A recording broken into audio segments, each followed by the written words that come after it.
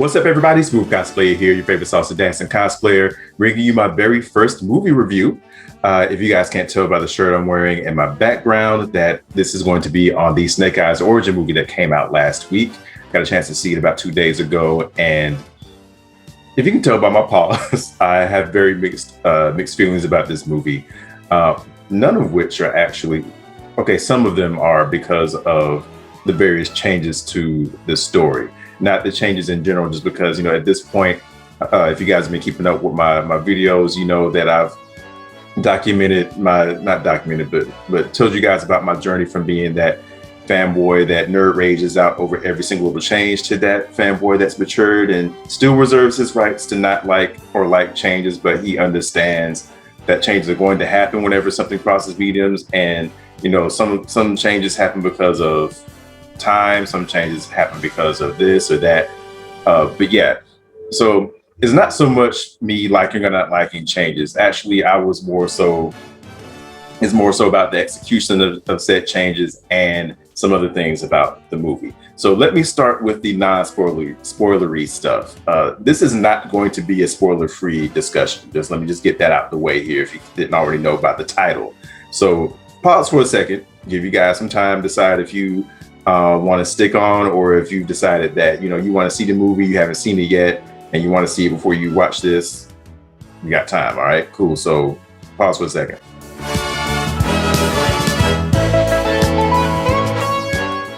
All right, y'all still with me? Cool. All right, so non-spoilery stuff first. Decently good action flick. It wasn't. It kind of gave some Fast and Furious vibes during the trailer. It was not centered around that. So those of you who might have been like, "Oh, this is Snake Eyes meets Fast and the Furious," it's not that. I had some gripes about both the cinematography or videography. I'm not sure which word is the most appropriate for this, and the audio actually. So the fight scenes, I feel like the fight scenes were good, but the fighting itself was awesome. The filming of the fight scenes was what was lacking. Sometimes it felt too fast, sometimes it felt shaky. I don't know what they were doing. I'm not a cinematographer, I'm not a videographer, so I don't know what techniques they were and weren't using. I don't know how to even describe properly what was and wasn't happening with the camera. I just know that I feel like a lot of the action was missed because of the quality or lack thereof of the videography there. The audio, there was two problems I had with it. One, it reminded me of a past me, because, and this might even have come across in my videos before, so I apologize if it did, but I am a recovering mumbler. There were times where I did not open my mouth all the way and let the sound come out. So sometimes I would just kind of talk like this and not really open my mouth. You can barely even hear what I'm talking, and I talk too fast. There were times in this movie where I felt like people were doing that, and I'm like, open your mouth and talk. But I'm also yelling at old me at the same time as yelling at me in my head. I saw the movie at like 11:15 in the morning. Trying to avoid the crowds and avoid COVID and all of that. So it was me and like four of the people scattered throughout the movie theater. Anyway, but yeah, there were times that I really felt like I couldn't hear well what they were saying, and it wasn't a language barrier. Every time someone spoke in a different language, there were subtitles. But and y'all, I apologize for the yard work going on outside. But yeah, there were just times where I felt like, okay, I know they're speaking English, but what they said just wasn't clear. So it was partially that, and then also the audio. And again, I don't know how to really describe well what I'm thinking of, but the best thing I can say is muffled. I don't know if you ever talk to someone on the phone and you can hear every word they're saying, but something about the quality of the audio prevents you from hearing what they're saying clearly. So it's almost like they were talking like this sometimes. Like sometimes the audio felt like that. So I'm just like, that person just said something that I'm supposed to hang on to. I can tell by their reaction or the pause or their voice inflection. I can tell that they just said something important and I missed it. And I was like, can I rewind that? Oh, dang, I'm in a movie theater. Crap, can't do that. But anyway, so I had problems with that. So other than that, those are the non-spoilery things that I had a problem with. Now let's get into the meat of it. Like I said, I was expecting change because, and even the creator of G.I. Joe, I'm sorry, the writer for the original comic, Larry Hama, I forget how much input he had on this. I know he had more input on this than G.I. Joe Rise of Cobra and G.I. Joe Retaliation. So I know he had more input there. I just don't know how much he did. I don't know if it was I don't know if he was a writer or not. So I'm very conflicted with my mixed feelings here because, you know, Larry Hama is the man. I do not want to, you know, I'm not trying to disrespect him at all with this, but I do have some mixed feelings about not the changes, but the execution of said changes. I can't talk today for some reason. I don't know why. But let's start with, you know, the meat of Snake Eyes' origin. Just a really, really quick, well, I'll tell as much of that origin that would pertain to what got changed in the movie. Snake Eyes and Storm Shadow, they built their bond while being on the U.S. side of the Vietnam War. They were on a long-range recon patrol, if I'm getting that name right, in the Vietnam. And it was those two, Stalker and I know the other guys' names, but I can't recall them right now. But they died. One of them didn't die, actually. Anyway, so Snake Eyes and Storm Shadow formed their bond. There's Storm Shadow saved Snake Eyes' life as they were trying to escape. When Snake Eyes needed someplace to go when they got back home, he said, "Hey, come join my family's business." Family's business happened to be a ninja clan, Arashikage. I probably butchered that. Sorry, y'all. But yeah, so join Storm Shadow's ninja clan, and the betrayal. What happens there is, let me back up. Snake Eyes left the army because his family, on his way home, his family was coming to get him from the airport. They have a car crash. Now they crashed into Cobra Commander's brother, who was driving drunk. So it was actually his fault, but Cobra Commander, of course, blamed Snake Eyes for it, even though his brother was the one who was drunk. Anyway, so Cobra Commander hires Zartan to, I think he actually hires Firefly, who then hires Zartan to do the assassination of Snake Eyes.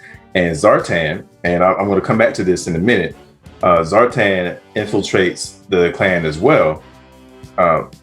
And he gets kind of conflicted because he realizes he wants to be there. He wants to actually be part of the clan, but he's been hired to do this job. And then Cobra Commander blackmails him like, look, if you don't do this job, I'm gonna out you. So he, long story short, tries to kill Snake Eyes, kills the Heart Master, of Storm Shadow's uncle and the head of the clan, kills Heartmaster instead, but he used one of Storm Shadow's arrows, so it looks like it's Storm Shadow. So that's how the Ninja Clan breaks up, and they don't see each other again until after Storm Shadow has joined Cobra. But he joined Cobra to find the killer, right? So that's the original story, or at least as much of it that pertains to this movie. Now, how they decide to make Storm Shadow and Snake Eyes close, I'm like, part of me feels like maybe they should have just had them be on the same team, on the same group in the, over in like Afghanistan or somewhere in the Middle East. But I kind of wonder if that's been overdone by now, because they use that for Iron Man. They use that for the Punisher Netflix series. I don't know how many other news stories have been adapted using the war over in Afghanistan, Middle East, and everything. So I don't know. Maybe they decided that was, hey, we've milked this too much. Let's just not go there. But Storm Shadow and Snake Eyes forming a bond in this movie just seemed too fast to me. They meet because Snake Eyes, his dad was killed in the very beginning of the movie. But flashback scene. It had a little fan service there because they're walking back to a cabin somewhere. I forget if they actually show where the cabin is.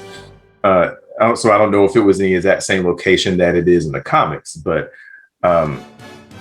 so his dad gets killed. We find out later on that his dad actually worked for G.I. Joe, and that's why he had done something. I forget the exact details. He had done something to save thousands of lives, but at the expense of Cobra finding out that he did it and came to kill him. And the guy who killed them, he always has a pair of dice. He says, "Hey, you take this. This is how I make my decisions. If you win, you lose. If you win, you live. If you lose, you die." And of course, he rolls Snake Eyes double ones, so he has to watch his father get killed, and that's how he takes the name Snake Eyes. So we fast forward to Snake Eyes is in like a underground bare knuckle fighting kind of gig. So very reminiscent of the beginning of the original X-Men movie where Wolverine is in a underground fighting ring. Flashback to I don't know if you guys saw the most recent Mortal Kombat movie. Cole Young, the main character, it reminded me a lot of both of those. So I'm like, here we go again. A drifter down on his luck. Well, Cole Young wasn't a drifter anyway. Down on his luck guy just fighting for money. And he gets hired by this guy who says, "Hey, I can find out who killed your dad if you work for me." So he gives into that. And then as he's working for this guy, Storm Shadow is also an employee, and apparently they've gotten close over time. I guess we're just led to assume they've built a bond while working there. And Snake Eyes actually saves Storm Shadow's life, which is the opposite of what happened in the comics. When the guy that they're both working for says, "Hey, this guy's a traitor," so he makes Snake Eyes try to kill him, but he decides not to. And I guess we're supposed to imply that they built the bond, but I feel like I don't feel like I got enough from their interaction prior to that. Like, we just met Storm Shadow like 30 seconds ago before we get to the point where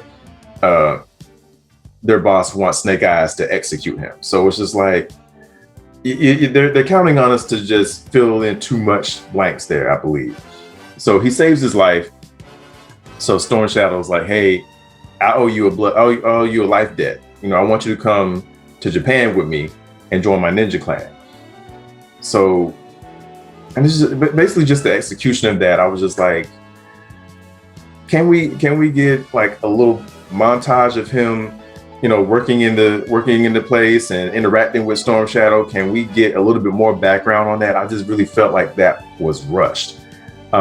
So he's getting into the clan now. They made some changes there too. Hardmaster is not Storm Shadow's uncle. He's I forget how they're related, but he's about the same age, if not maybe just a little bit older. But you don't get the vibe that he's old. Now, the head of the clan is not his grandmother. It's a change, but I was like, okay, cool. Like it was neither here nor there for me. I wasn't mad that it wasn't his uncle. But she's a beast though. You see at the end of the movie, she can fight. So she ain't no slouch at all. So she's the head of the clan. Now the head of security is this woman named Akiko, I believe, if I'm remembering her name properly. But she wasn't a bad character, but I also just feel like it was a wasted opportunity, because I'm just like, this is random. At least not from the comics that I've read. I've read a good bit of the original Marvel G.I. Joe comics, and I don't remember this character at all. So I just feel like that was anybody who is an old school G.I. Joe fan and saw that trailer would have seen her and thought, "Is that Jinx?" So this was a perfect opportunity to just have Jinx be in there. Instead, we get this random woman who's the head of security. So I'm just like, that is one time I really hate changes, when you waste an opportunity to introduce somebody that people who are original fans like, and just bring in this new person that nobody cares about. And by the time you're done with this movie, you don't really care about her. At least I didn't. Like, she didn't grow enough on me. Aside from being a good fighter, she didn't grow enough on me to where I felt like, okay, I want to see her again. I want more of her, So there's that. Now, I'm gonna circle back to Zartan, because here's another change. I really feel like, y'all hit me up in the comments and let me know if y'all felt this way too. This might be a little bit of a weird take, but I feel like they merged a little bit of Zartan's story in with Snake Eyes' story, because, like I said earlier, Zartan was hired to infiltrate the clan and assassinate Snake Eyes. Snake Eyes, we find out that whole thing where Storm Shadow was about to be executed for betraying the trust of the boss, that was actually staged. It was supposed to happen. So the boss hired Snake Eyes to do something with I guess to get they were going to escape on a boat, but Storm Shadow at the last minute decided to go after the boss again. It turns out they're cousins. So the boss is actually the cousin of Storm Shadow. So Snake Eyes is actually was hired to infiltrate the clan and steal this gem, this magical gem or whatever. I forget the name of it. I know Sun is in the name of it. S-U-N, Sun is in the name of it somewhere, but I forgot the actual name of it. So he's hired to steal that to give to him. So throughout the whole movie, Snake Eyes is trusted by Storm Shadow, but he's also trying to do this job for his boss so that he can find out who his dad's killer is. So I really got some Zartan vibes from Snake Eyes. And Snake Eyes isn't the villain, you know, Storm Shadow's cousin is the villain of the movie. But I really felt like Snake Eyes was a villain in this movie. I'm just like, again, so that's one of the times I really do still not like a particular change, when someone's character is completely changed. I can understand if things about their origin, things about their character are changed, but this particular thing, I really feel like that changed who Snake Eyes is. You know, there are people out there who are mad that Snake Eyes is talking in this movie, but I'm just like, y'all, it's an origin. You know, this is most likely before, you know, he loses his voice. Going back to his origin again, he's on the G.I. Joe team at this point. It's him, Scarlet, I think Rock and Roll was on there, Doc, and a couple other people. And they're out in the desert. It's two different helicopters. You know, some people of each team on each helicopter. One of the helicopters doesn't have the right filters on the engine, on the intake. Sand gets in there, engine stalls, and the two helicopters end up crashing. And they all can get out except for Scarlet and Snake Eyes, because they developed a relationship at this point. Snake Eyes stays to save Scarlet because her web gear got trapped in the door. And in the process of doing that, they crash. The other helicopter engine explodes, shatters the glass and the fire blasts him in the face. So his face is scarred, vocal cords are scarred. But Snake Eyes saves Scarlet, decides to continue on with the mission because the guy who they're supposed to rescue was actually the fiance of his sister who died. So he wanted to make sure he got saved. So by continuing the mission, he got permanent damage to his vocal cords and face. That's why he can't talk. Regardless of what, you know, G.I. Joe Rise of Cobra might tell you. And I'm not mad at that anymore, because I realized like his origin has been done and changed so many times in each particular reboot, especially, you know, several times in the in the cartoons. There's been at least one, maybe two other cartoons since the original cartoon, and his origin was done differently. So I'm not really mad at a different origin story. But I'm sorry, yeah, let me get back on track. Why was I explaining about him losing his voice and everything? Oh, yeah. So there are people who are like, wait, Snake Eyes ain't supposed to talk? I'm kind of rubbed the wrong way that Snake Eyes is talking. I'm like, y'all, it's an origin. This is before that happened, okay? So I'm not really, other than the fact that it maybe takes away some mystery, because the whole thing about Snake Eyes was the mystery behind him. So on one hand, I'm happy to see it fleshed out, but I'm a little mad that it got fleshed out so not right. Like, it just left a lot to be desired, I guess. Excuse me. But yeah, I do feel like he had some Zartan vibes to him. And he again, I'm sorry, distracted by the lawnmower. He did redeem himself by the end. He did get, he got the jewel. And this is, in the process, he kind of wins the trust of the woman who's the head of security, and you kind of get this little vibe that she got a little crush on him or whatever, but it's not super strong, but it's just a little hint. And also Scarlet shows up at some point. She's already on the G.I. Joe team. It turns out the Arashikage clan is linked up with G.I. Joe, so they're like, oh yeah, we should just call the Joes in. So Scarlet tips them off to the fact that the Baroness is working with the guy, is working with Storm Shadow's cousin. So then Snake Eyes finds out, oh snap, this guy I'm working for is actually in league with Cobra, a group of terrorists. He's like, no, I don't want nothing to do with this. But, you know, similar to Zartan, again, he kind of gets blackmailed into continuing on with the mission. And then so he has to go through these few tests to join the clan. And one of these tests, this just comes out of nowhere. Like the third test, that he goes into this pit, and they basically say, "Hey, step on this tile, and you'll be judged." So these 3 giant anacondas come out. Yeah, giant CGI anacondas come out and judge his heart, and they're about to let him go at first, but all of a sudden you see him smirk, and it's like, "Oh snap, you messed up." And the snakes can tell that there's still something not right about him. So he tells everybody, "Hey y'all, the security guard, oh no, sorry, not security guard, the head security woman saves him because he was supposed to die. He's supposed to get ate by the snakes. So she saves him, and he has explained to the clan that, hey, my heart wasn't pure because I'm bent on revenge. Of course, he doesn't tell them that he's going to betray them. So he still ends up he gets the jewel, hands it over to the guy,